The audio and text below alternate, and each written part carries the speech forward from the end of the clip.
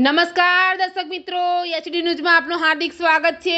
હું છું આપણી સાથે આરડી વાઘેલા। જોઈએ આજના મુખ્ય સમાચાર। અંકલેશ્વરની જયાબેન મોદી હોસ્પિટલ ખાતે ભાજપ દ્વારા અટલ સ્મૃતિ વર્ષ અંતર્ગત દર્દીઓને ફૂડ કીટ વિતરણ કાર્યક્રમનું આયોજન કરાયું। અંકલેશ્વરની જયાબેન મોદી હોસ્પિટલ ખાતે નોટિફાઈડ એરિયા ભાજપ દ્વારા પૂર્વ પ્રધાનમંત્રી અટલ બિહારી વાજપેયીના જન્મદિવસ શતાબ્દી વર્ષ નિમિત્તે જળ સંસાધન અને પાણી પુરવઠા મંત્રી ઈશ્વરસિંહ પટેલની વિશેષ ઉપસ્થિતિમાં દર્દીઓને ફૂડનું વિતરણ કરવામાં આવ્યું હતું। ભારતના રત્ન પૂર્વ પ્રધાનમંત્રી અટલ બિહારી વાજપેયીના જન્મદિવસ નિમિત્તે અટલ સ્મૃતિ વર્ષ અંતર્ગત Ankleshwar GIDC notified area Bhajap દ્વારા અંકલેશ્વરની જયાબેન મોદી હોસ્પિટલ ખાતે દર્દીઓને પૌષ્ટિક અનાજની કીટ અને ફ્રૂટનું વિતરણ કાર્યક્રમ યોજાયો હતો। આ કાર્યક્રમમાં રાજ્ય સરકારના જળ સંસાધન અને પાણી પુરવઠા મંત્રી ઈશ્વરસિંહ પટેલ વિશેષ ઉપસ્થિત રહ્યા હતા અને જયાબેન મોદી હોસ્પિટલમાં અંદાજિત 130 જેટલા દર્દીઓને પૌષ્ટિક અનાજની કીટ અને ફૂડનું વિતરણ કરવામાં આવ્યું હતું। આ કાર્યક્રમમાં નોટિફાઈડ એરિયા ભાજપના પ્રમુખ જય તેરૈયા, અલ્પેશ પટેલ સહિત હોદ્દેદારો અને આગેવાનો ઉપસ્થિત રહ્યા હતા। એચડી ન્યૂઝ સાથે રિપોર્ટ જયેશ પ્રજાપતિ, અંકલેશ્વર।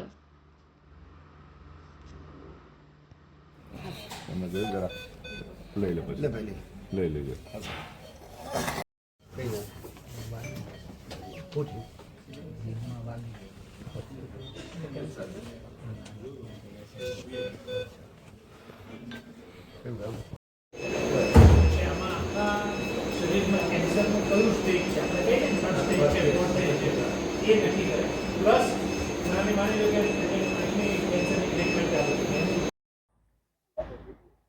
25 ડિસેમ્બર એ આપણા